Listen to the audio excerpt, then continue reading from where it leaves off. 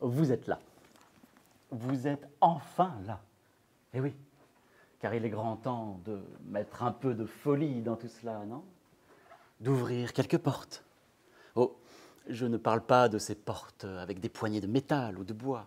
Non, je veux parler de ces portes intérieures, celles de l'imaginaire. Je vous invite à un voyage.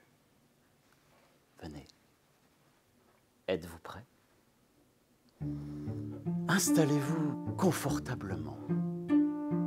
Vous y êtes? Bien, commençons.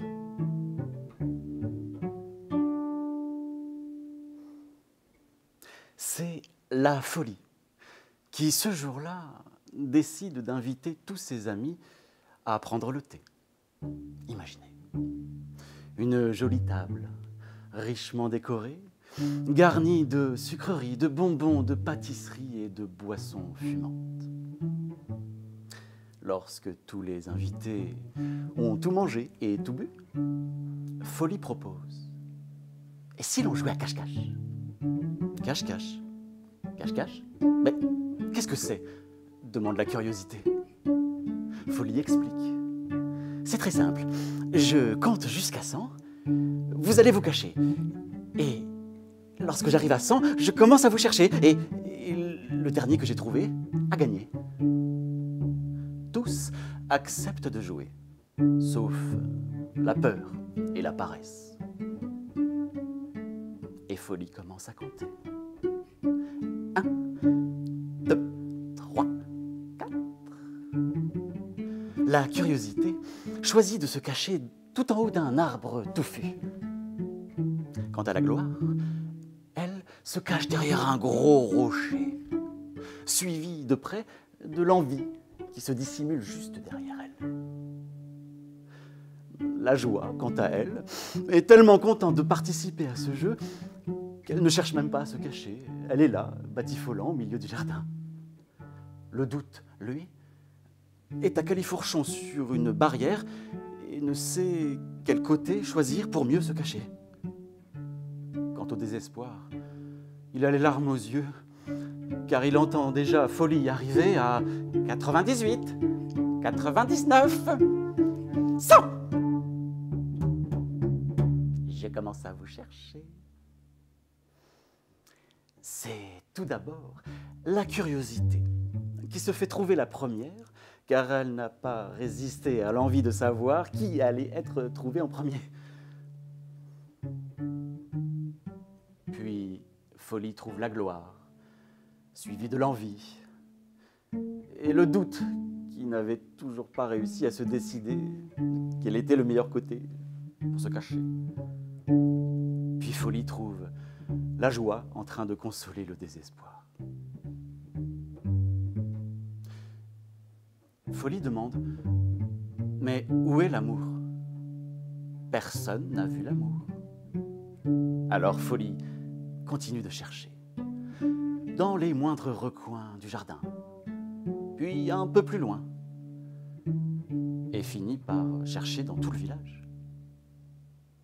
Pas la moindre trace de l'amour. Alors Folie continue de chercher. Au-delà des montagnes et des vallées, elle finit par parcourir le monde entier, les 7 continents. Pas la moindre trace de l'amour, non. Et le temps passe. Folie cherche, mais à bout de force, finit par se résigner. Et ce jour-là, par acquis de conscience, elle saisit un bâton qui jonche le sol et fouille un buisson de roses sauvages. Lorsqu'elle entend « Aïe !» C'était l'amour qui venait de se faire crever les 2 yeux par des épines de rose. Folie se confond en excuses, ne sait que dire ni que faire pour se faire pardonner. Alors propose à l'amour de l'accompagner à chacun de ses pas. C'est sûrement depuis ce jour que l'amour est aveugle et que la folie n'est jamais bien loin.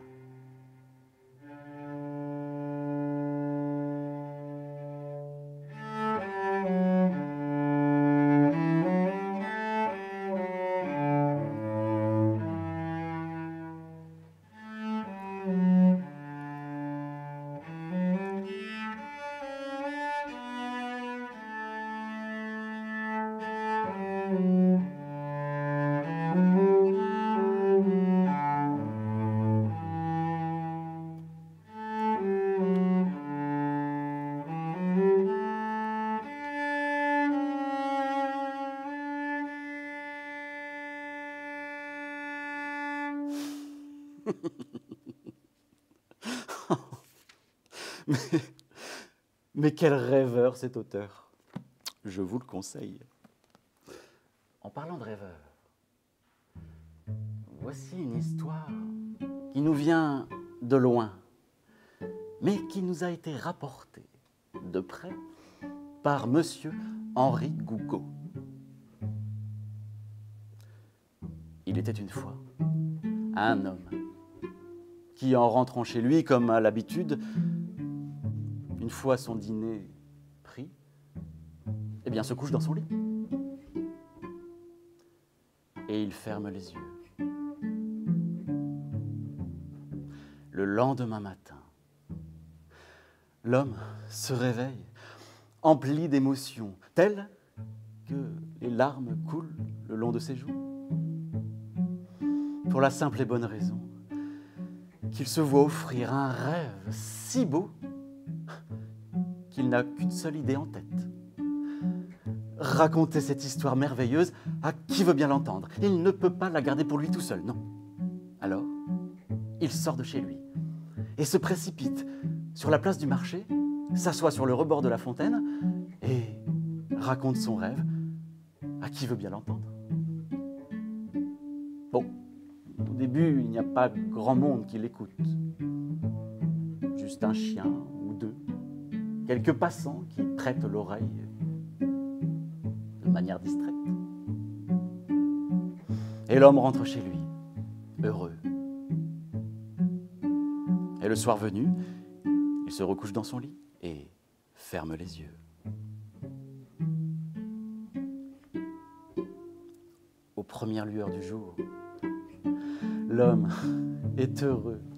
Il rit dans son lit car, pour la seconde fois, il vient de se voir offrir un rêve encore plus beau que celui de la veille. Oh, quelle aventure! Il ne résiste pas à l'envie de partager cette merveilleuse histoire avec le plus grand nombre. Alors, il sort de chez lui, se précipite sur la place du marché, s'assoit sur le rebord de la fontaine et raconte son histoire. Ce jour-là, il y a un peu plus de monde. On applaudit, on est ému. Et l'homme finit par rentrer chez lui. Mais ce soir-là, lorsqu'il se couche dans son lit, il est à la fois excité et anxieux. Il attend et ferme les yeux. Pour la troisième fois, lorsqu'il ouvre les yeux, une histoire plus belle que les deux précédentes lui vient en mémoire. Il sort de chez lui, se précipite sur la place du marché, s'assoit sur le rebord de la fontaine et là, devant lui, une foule plus nombreuse, pressante et bruissante même, se tient devant lui. Mais tout le monde se tait lorsque l'homme ouvre sa bouche.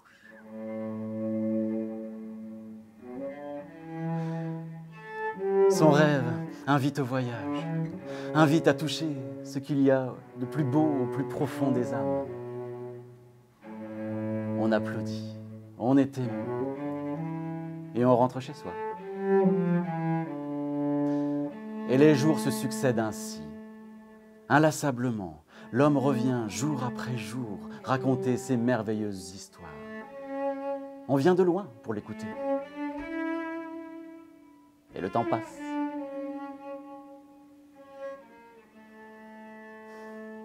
Les hommes finissent par se lasser de tout et retournent à leurs occupations.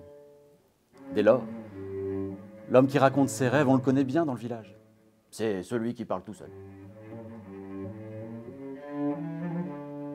Lui s'est vu couronné d'années et ses cheveux ont grisé. Mais inlassablement, il est resté là à raconter ses histoires. Jusqu'à ce jour où un gamin s'approche du vieux et lui demande « Hé, papy, mais pourquoi tu parles tout seul ?»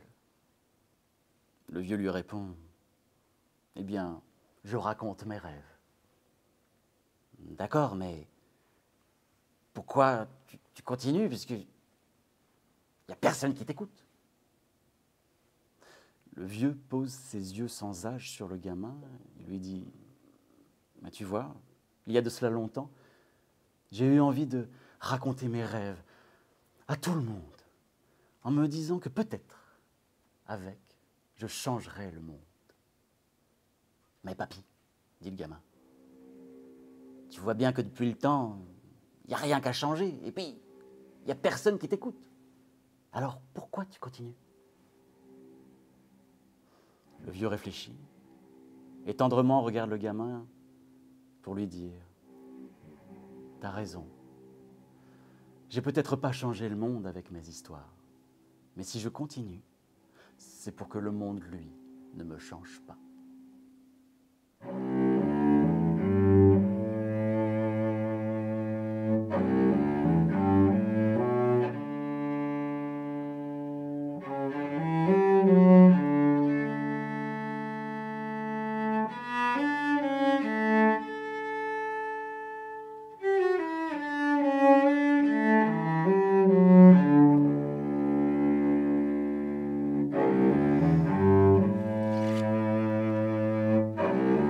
Les histoires d'aujourd'hui sont terminées. Celles et ceux qui ont su les écouter ce soir dormiront en paix.